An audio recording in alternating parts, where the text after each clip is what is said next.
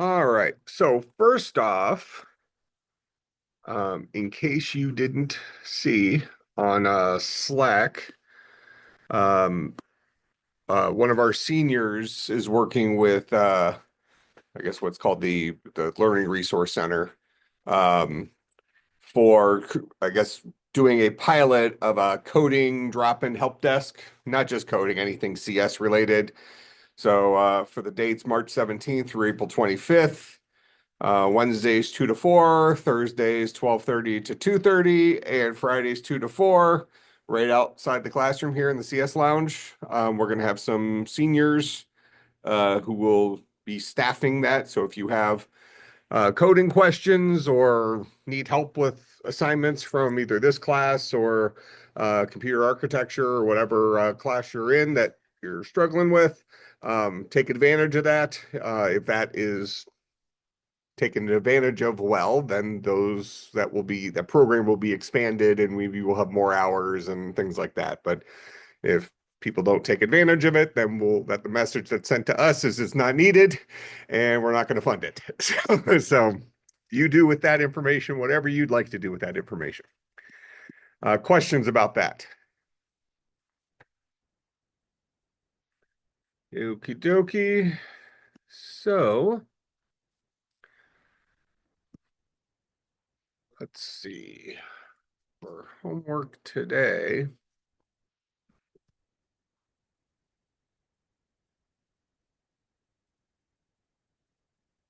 I actually can share with you an interesting coding thing before we get too far into this that um, was I don't know, a fun thing to solve yesterday. So we have attendance issues with our grad program. We have I don't know, 750 students or something like that that are supposed to be there on Monday mornings, and they don't show up, and it's difficult to take attendance. Well, at this point, we have them scared enough to show up about immigration stuff, and we have student workers who are taking pictures of all their student IDs. Um, so at the 7:30 a.m. class, 12 students were there out of 194. At the 10 a.m. class, a bazillion students were there. Out of I think like 400 and some that were supposed to be there. So I had written a program that what it did is it took pictures of student IDs and it creates kind of a collage of them into a single um, document. And then I run that through AI to pull out the foo numbers for taking attendance. And that worked great up to about 100 students or so. Then what happens is the collage image that I'm generating ends up taking more memory than your computer has. And my computer has a lot of memory. So I had a single image that was over 128 gigs of RAM. So that didn't work. So an interesting thing to play around with if you're interested in getting into some of the AI stuff and things like that, there's a website. Yeah, yeah, no, I'm not talking to you. There's a website called Hugging Face. Good. Okay. So there's a website called Hugging Face, which sounds like a stupid name for a website, but effectively it's a place where a whole bunch of different machine learning models are brought together into a central place. So I'm thinking, okay, well, I'm going to need to deal with these images one image at a time. I have something like 500 images I need to process. I want to be able to pull the foo number out of these.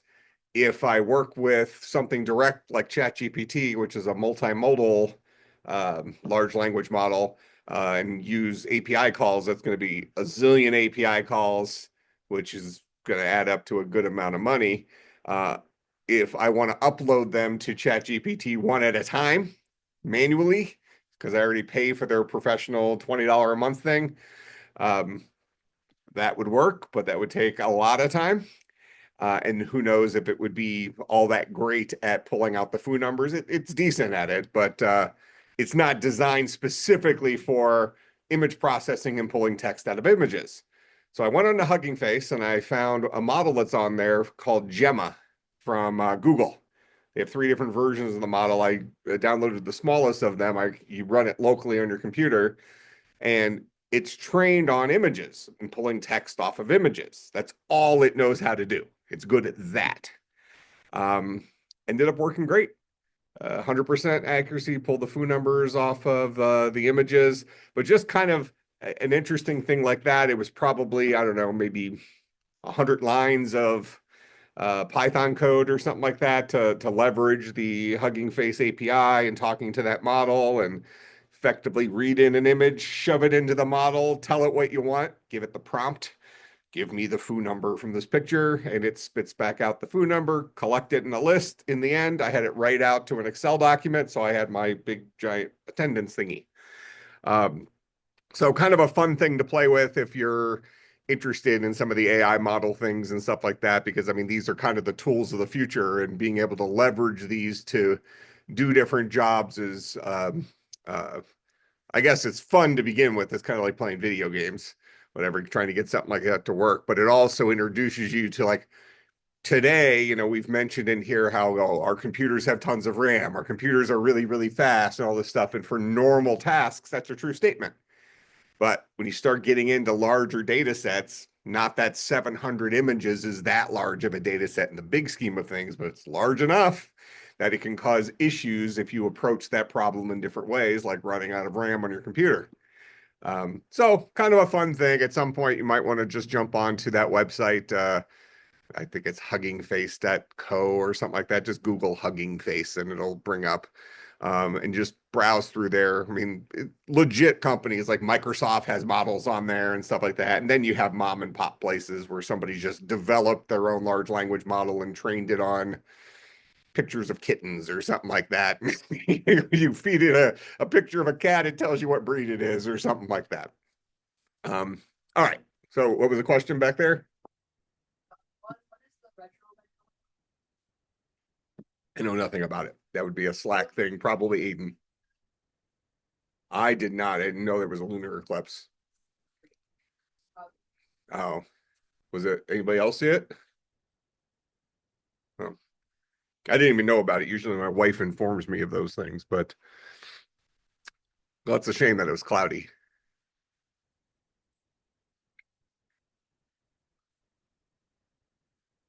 All right. So, um, let's jump back into our assignment. How did it go? Building our mini map thing. So, what are some of the challenges? We saw last class we can instantiate our prefabs, get them up on the screen, then we can kind of shove them around where we want them, right? So, that part isn't really that big of a deal. As soon as you kind of got your alignment going and stuff like that.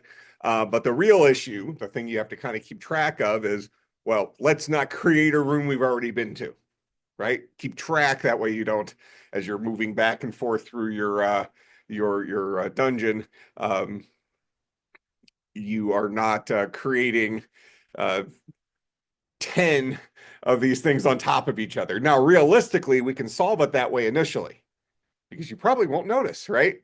If you have 10 of these cubes in the exact location with the exact position, it'll look just like one cube.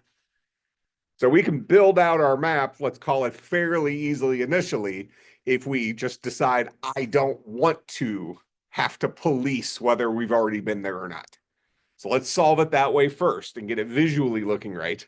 And then let's go back and let's add in a check that before we instantiate a new room, have we been there before? Something like that. And based on whether or not we had been there before, if the answer is yes, let's not recreate the room because we've already represented it. All right. But let's just forget about that side of the problem and solve the general problem of whenever I go north, add what 1.2, I think, to the Z. Whenever I go west, guessing it's 1.2 to the negative 1.2 to the X, right? Positive 1.2 to the X. South, negative 1.2 to the Z. Just do that, and we should get a picture of our dungeon, is the idea. Sound good? Okay. So let's see where we left off here just to get my old brain caught up. hide this stuff.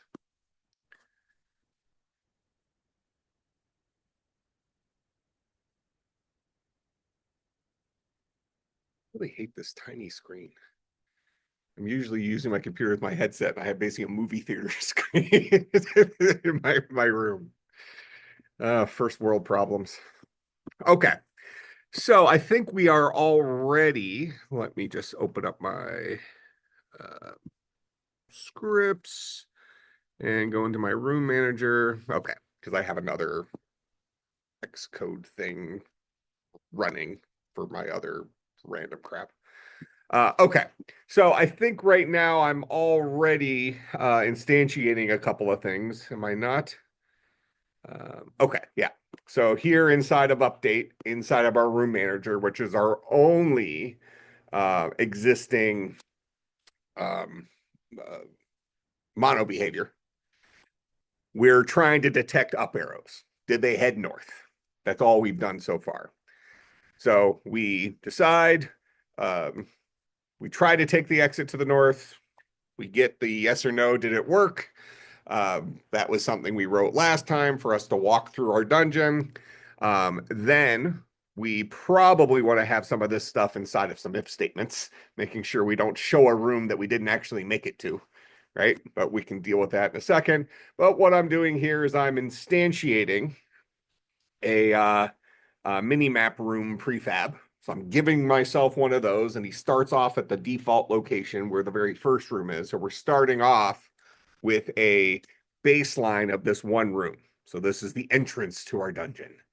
All right, as our dungeon gets larger and larger and larger, we might have to reimagine the idea of a mini map, but we're not going to get to that point in here. But you imagine at some point you run out of space.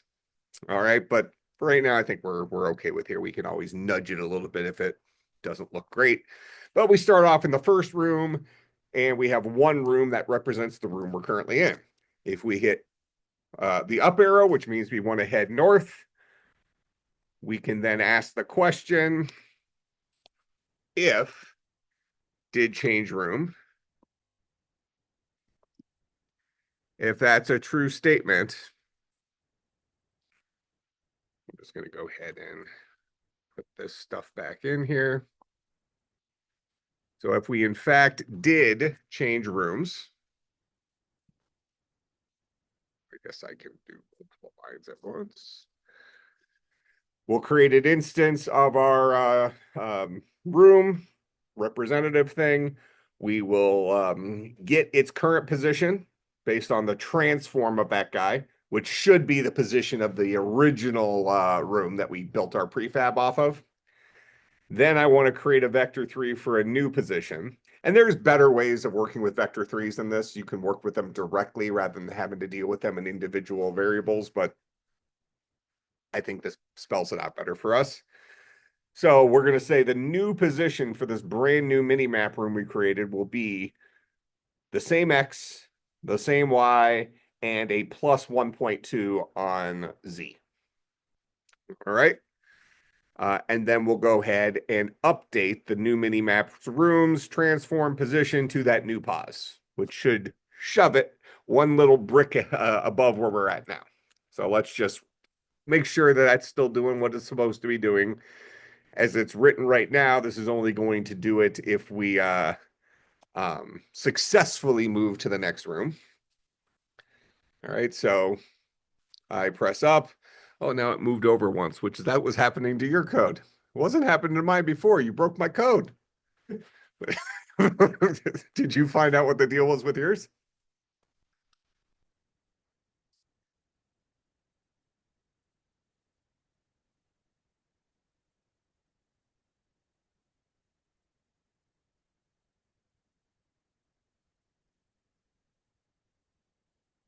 So here's my MM room. So that's 14.32. Here's this guy. Oh, I see. He's on an X of 14.95. And this new one is a little bit to the left of that. If I physically change this, you can do this during runtime. We can just change this to 14.95, and we see that that's re-updated. Um, we just do this just to make life easier, I suppose. We're gonna go ahead and do we know this guy's always starting off at 14.95? Let's call that um, good. We're gonna kind of hard code this a little bit. So I'm gonna go into core and we're gonna create a mini map location starting point. So we'll go ahead and we'll do a public static vector3 mm start pos is equal to a new vector3. What was this? 14.95. And all the rest of them were zeros. Yeah. Okay. And remember, this is a float. So we have to put an F on there. All right. So inside of core, I'm just going to go ahead and remember where are my uh, start positions for my mini map supposed to be. All right.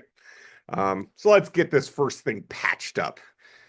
All right, so we'll go ahead and save that. This one's called start pos from core. It's static, so we'll access it by saying core dot start pos. Go back into our room manager. So right off the bat here, instead of saying cur pos for the X, we're going to go ahead and let's see. I want to think ahead a little bit here because I want to keep track of where we've moved. So inside of our room manager, since we only have this guy existing one time and he updates, we want him to remember where we've been moving. All right. So I'm going to go ahead and we're going to create a private vector 3. Let's see, curpos, like that. And then in start, we're going to say this dot curpos is equal to core dot start pos. This came back after I updated it, so I've decided to somewhat embrace it and see what happens. The Copilot thingy. All right, so remember, this only gets called one time. So we have this local variable that's keeping track of where on the mini map are we currently. And we start off at the position of that first room. That way we can always operate off of this guy for figuring out where do we need to move relative to where we currently are. So we'll see that here in a second. So now, when we're setting our new pos for X will be this dot curpos dot X. This dot curpos dot Y.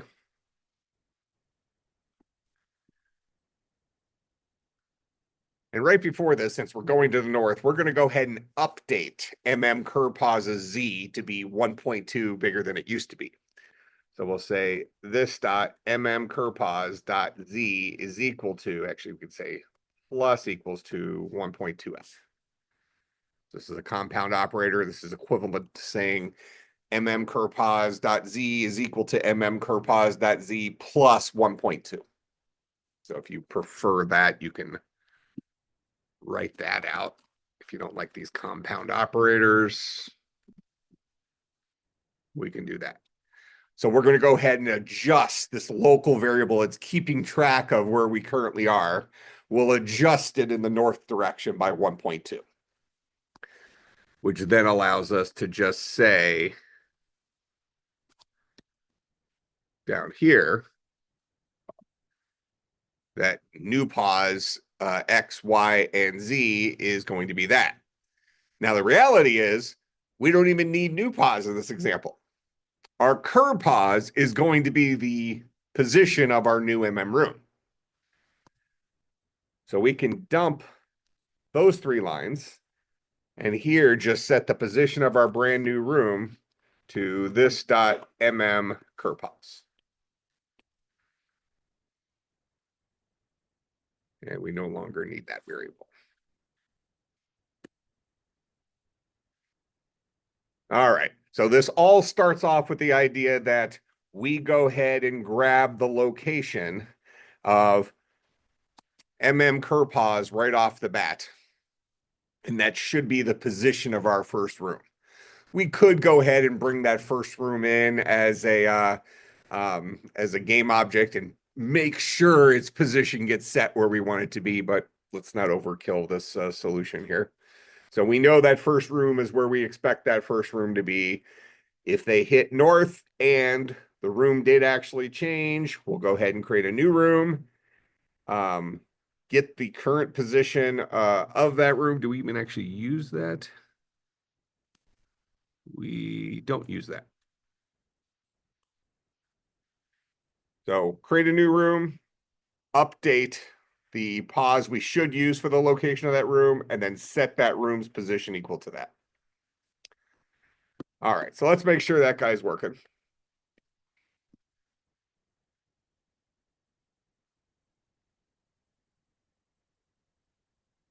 Right, and we can go north again. We go north again. I'm out of norths. If I go south, we're back here, but right now we're not handling anything about except norths. All right. So let's go in and add the additional if statements for going east, west, south, blah, blah, blah. Right. So it's going to be effectively this exact same code here. So let's just oh, I already have stuff in here for left, right. Oh, because we were changing locations. Got it. So I'm just going to steal this guy right here, that if statement. So if we did change locations, let's nudge where we should be correctly. Probably could put this in its own function, but again, let's not belabor this. So if we tried to go to the west and we were successful moving to the west, then we want to change the x to be whatever it currently is, minus 1.2. That's correct.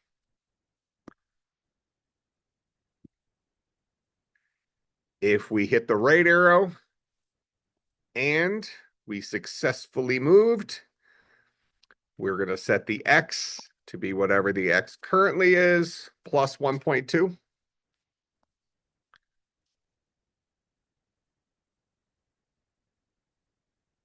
There's a little bit of a problem with this right now because we're not updating that current position. But at least we should be able to get a little bit of movement here. Um, I'll, well, actually, hold on. We are updating the current position. We're setting the current position here, then we're using it. I think we're okay. Lastly, down arrow. So let's see. If we went to the east, we added 1.2. We went to the west, we subtracted 1.2. If we're going to the south, we will subtract 1.2 on the z. Okay.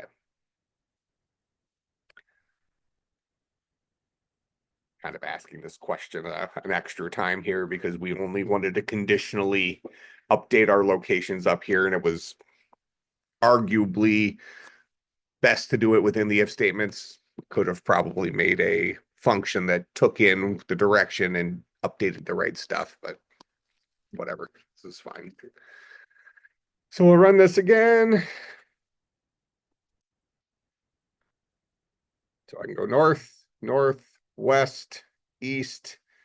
We just created a new east, overwriting it. There's another east. We came back west. Now there's three. We have three guys right here, right? Go north, south. Now there's four guys right here.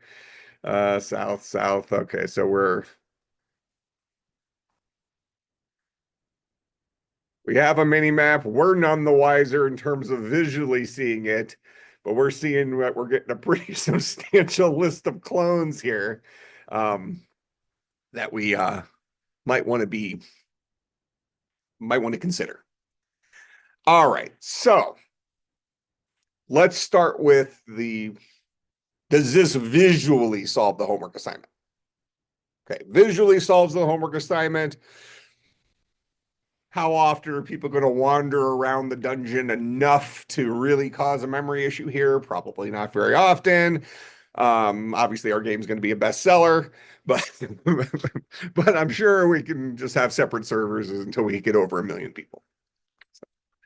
All right, so let's now try to figure out how can we deal with this duplication issue. When we go to create this location, we can update that location.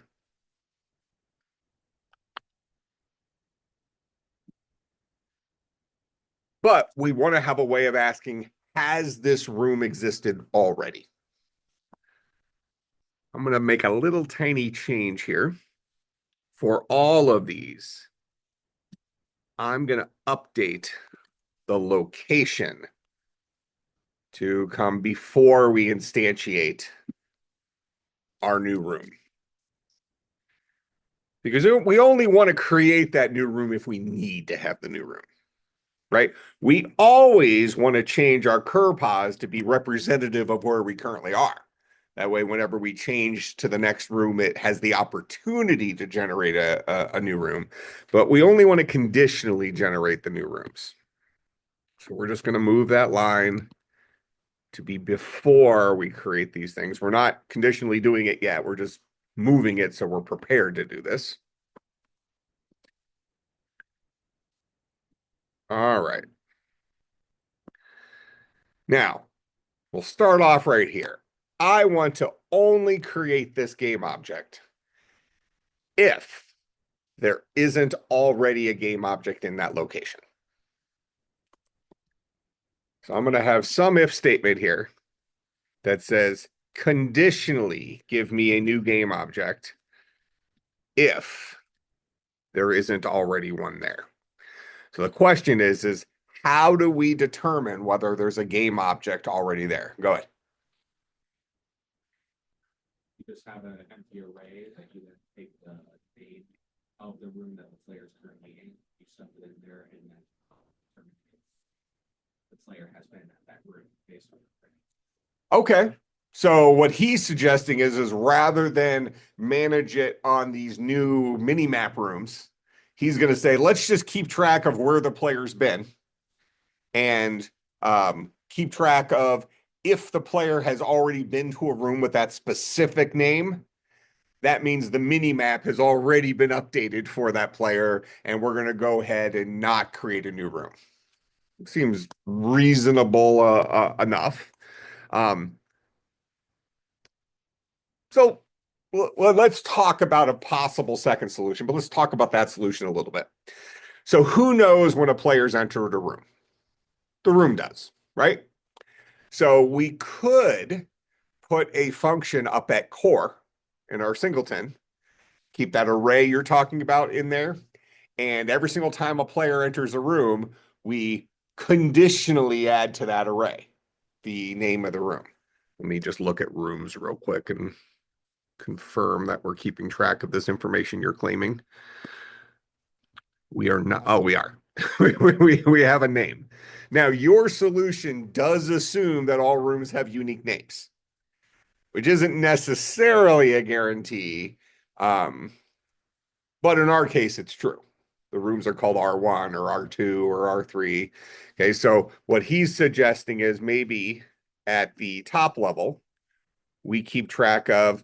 Now, you mentioned an array. If we're going to have an array, that means we need to just make an array big enough for us to hold all the possible rooms we might ever visit.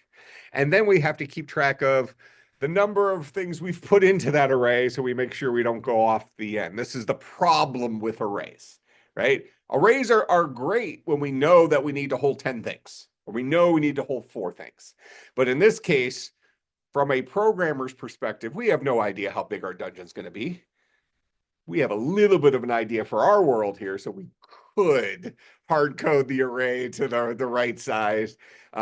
But we want to experience this as a legitimate problem. This is a problem we run into all the time as computer programmers, is what is the right way to store the information that I want to store? So an array will pull it off as long as we have that helper variable to keep track of how far we've gone in there, and we don't care about the amount of memory we're using for storing our strings. What is another option? Good. Like, if it's false, then it will make one, and then if it's true. Okay, well, if what's false, if what's true. If there's like an object has been created. So I was thinking about this a lot last night. No, this is good. Couldn't quite right there, and I don't really. All right, so right now, you're sitting right there. What question do I ask? I know I need to ask some question. I know it's going to be a Boolean true or false, and I'm going to respond to it, but what's the question? Go ahead. Each group has that like variable to where it's normally false, but when you go into the room, then the room is automatically set to has been in. Oh, I like that solution. That's a fun one. Okay, so now we have we've added a new solution. Okay, so let's put a pin in that one. I like that one. But let's talk about this your first solution and figure out, well, how might we implement that? How do I ask the question, have I been to this room? You suggested we do this based on the name of the room, which means that inside of core, we have to have a way of storing room names we visited, and we have to have a way of asking, have I been to this room? All right. So what kind of collection lets us store an arbitrary number of room names? Now, you haven't necessarily been introduced to the potential options to this in C#. But if we were talking about Java here, what have we been introduced to that would allow us to just have a collection of something and just add stuff to it as often as we wanted, and it would just always report how many things are in there? Go ahead. Array list, which is pretty much a list in C#. Yep. So we have this concept of an array list that we looked at, right? Which is not necessarily better or worse than an array. In fact, it's every bit as inefficient as an array. It's just doing that whole work for us under the hood. Whereas I think lists in C# might be related to linked lists.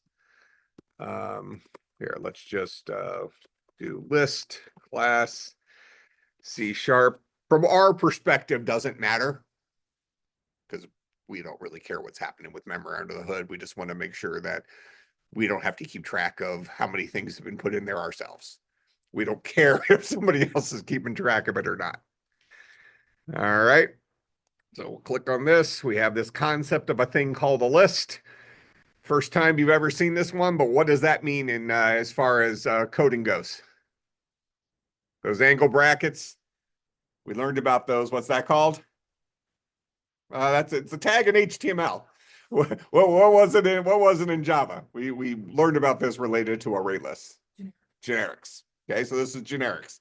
So this is saying lists can hold any kind of thing, any type. That's what the T is standing for, type. All right. By default, if you don't dictate it, it's gonna hold generic objects, just like array list did. If we don't tell array lists we want you to hold strings or rooms or whatever, it's gonna hold generic objects. So let me just quickly do a glance through here to see if I can tell you what thing this came from.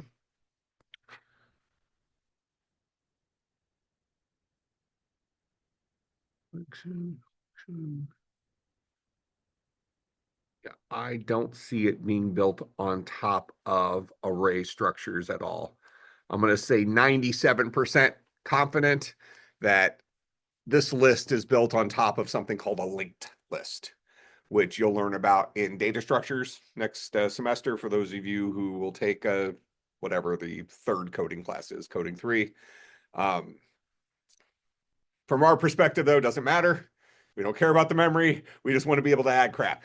All right, so we want to create a list of, and this guy is inside of system.collections.generic.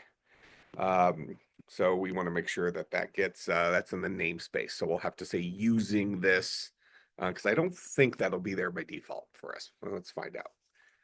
So inside of core here, we're going to create a list of, and originally you wanted to,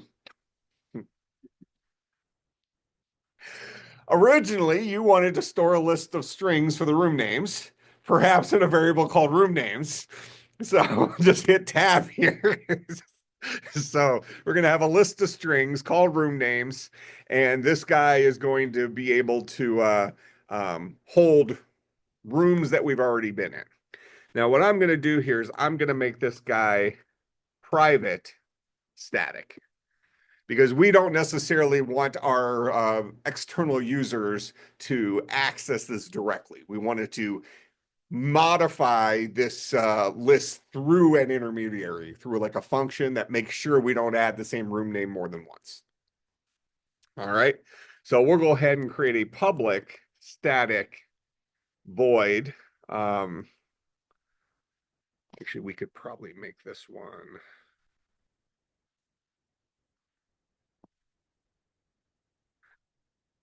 We'll make this private static void. You'll see why here in a second. We'll call this add room name. We'll take a string name, and we don't want to just add it willy-nilly. We want to be able to ask a question, right? So the code it generated for us will just say, look, this is a setter for that guy. You give me a name, I'll just add it to the list. I'm not checking anything. We really only want to add it to that list if we haven't been in there before. Now, because of the way I'm about to write this, we actually could leave this code this way right now. And the reason for that is we want to have the ability, actually, this one's going to be public. Public, static, bool. Let's call this has been to room. And this guy will return whether or not our list of room names contains that name.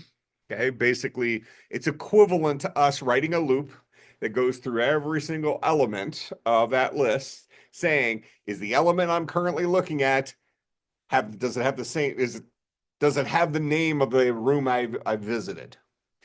If yes, this guy's going to return true. If no, this guy's going to return false. So since in this case, it's going to return, well, it's going to return whatever it's going to return, we want to be able to ask this question first. So we're going to maybe say bool answer is equal to that. In the end, we're going to return answer. But we want to be able to do a couple of things before I return whether or not we have been here before or not. So if if we have not been to this room before, we would like to, I don't, if we, oh, good. No, we don't have. You wrote code for me. You give it back. So if we have not been to this room before, then we want to go ahead and add it to our rooms. All right. Now, remind me, why do I not need to say core.add room name here? Good. We're already in core. That's true, but it's even more than that. Core is the name of the class. Static, right? So the function that we're currently in is a static function inside of the class core. And since the thing I'm trying to access is a static thing inside the class core, I'm already sitting in a static context, which means that core dot is effectively assumed to be in front of it. I tend to like to write it out. Apparently, Copilot doesn't. We can all assume that my way's better. Um, and my argument would be the same argument I've made before, back to coding one with if statements, where if you have an if statement with a single statement underneath it, you technically don't need the curly braces, but it's never, ever, ever, ever, ever wrong to have the curly braces. It's never, ever, ever, ever wrong to put core dot in front of it, even if it's going to put it in front of it for you. Plus, it helps with the spelling. But with Copilot, I don't even need to worry about spelling anymore. That's why I didn't turn it back off. It was fixing my spelling so often. It's totally worth it. But again, my advice to you, don't become reliant on Copilot. Get good at writing the stuff yourself first. That way you'll appreciate what these tools are doing for you. And you've already seen they don't always do what you want them to do. So they can also be misleading, which then gives you good practice with debugging, I suppose. All right. So we're going to, from someplace else, probably ask, have we been to this room? Passing it the name of the room that we are going to.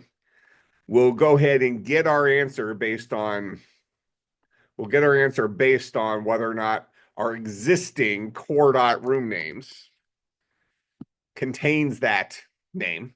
If it does, that means we have previously added the name of this room to that list, which in your example means we've been there, right?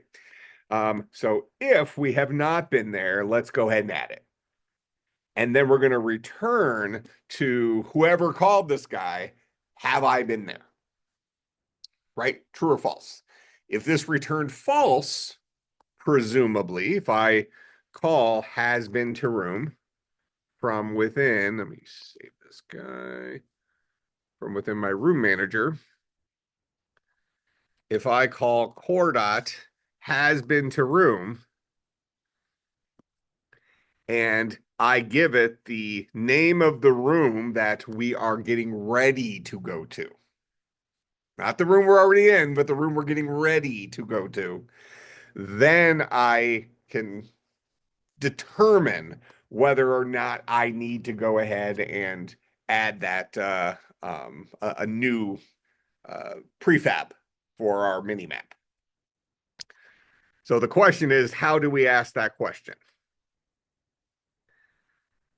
How do we ask the question, have we been to this room? Go ahead. Definitely going to be a Boolean expression. What's the Boolean expression? If I'm inside update here and we just hit the up arrow, meaning we want to go to north. Go ahead.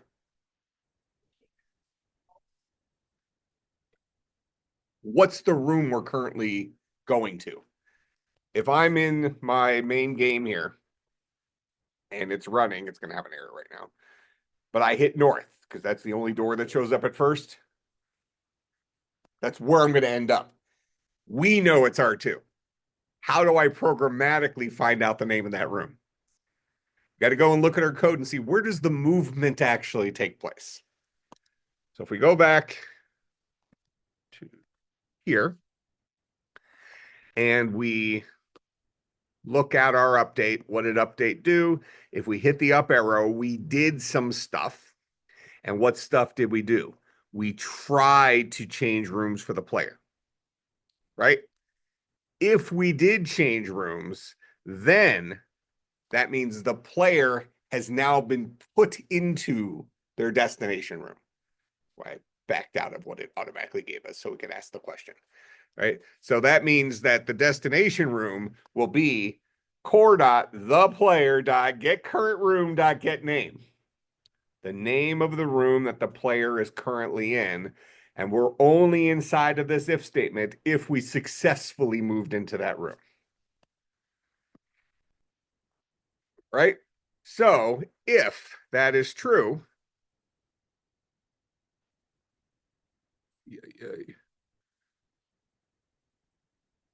okay. So if we have been to the room before, if this comes back as true, we then want to not do this stuff. But if we have not been to that room before, if when I ask core, have I been to this room, giving it the name of the room I'm currently in that I just moved to, how do I know I moved to it? Because did change room was true. If I've not been here before, then go ahead and create it. Go ahead and update its transform. We've already seen all that work, but we're only going to create that thing if we haven't been to this room before. All right. But now, if we haven't been to this room before, remember in our code, we wrote inside of core already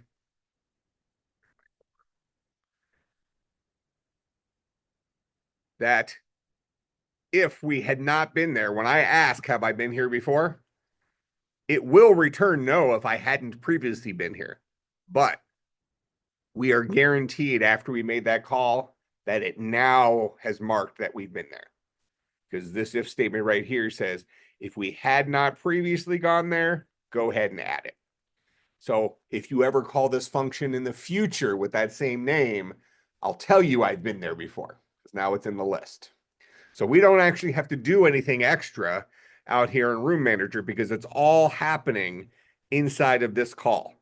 If I say, have I been to R2? The very first time I do that, it's going to say, no, you haven't. It'll return a false to me. But R2 has now been put into the list of rooms I have been to. So I don't need to do anything special here other than make sure I actually create my instance of things because this is the first time I've been here. Okay. Now, this is the same if statement I'm going to wrap all my other ones in, right? I'm going to ask, have I been to the room that I tried to just go to?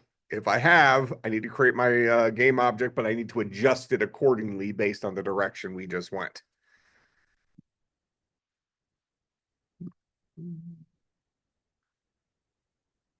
So we will do that. Then we'll take those two lines.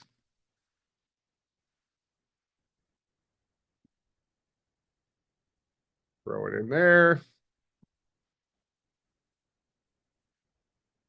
All right. Do that for the other three. I'm gonna run out of time here, but in our last minute, let's say.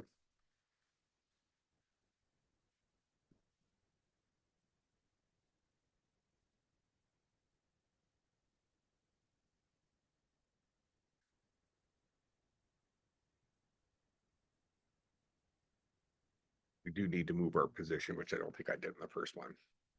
But in any case, this code is going to prevent us from recreating objects that didn't already need to be created. Does that make some sense? All right, so I'll finish cleaning it up since we're just about out of time. What we want to come back with is the suggestion. So if somebody try to remind me at the beginning of next class. In fact, I'll maybe put a note in my thing, but let's look at that secondary solution that you suggested. Because right now we know we have a weakness here where, well, what if they name two rooms with the same name? Okay, where your suggestion mixed with your suggestion was, what if a room just keeps track of whether a player's been here or not? And then we can just ask the room, have you been? Have you seen a player around here anywhere? If so, I won't create a new mini map thingy. Make some sense? So we'll write that next class. Just gonna be a couple lines of code. Be cleaner than this probably. All right. So no homework over the weekend specifically. If you're still struggling with this, try to get your code caught up. Just so you're at a comfortable place with our mini map, and we'll come and add some more features next week. Questions, comments, concerns, bribes? All right, I'll see everybody on Monday.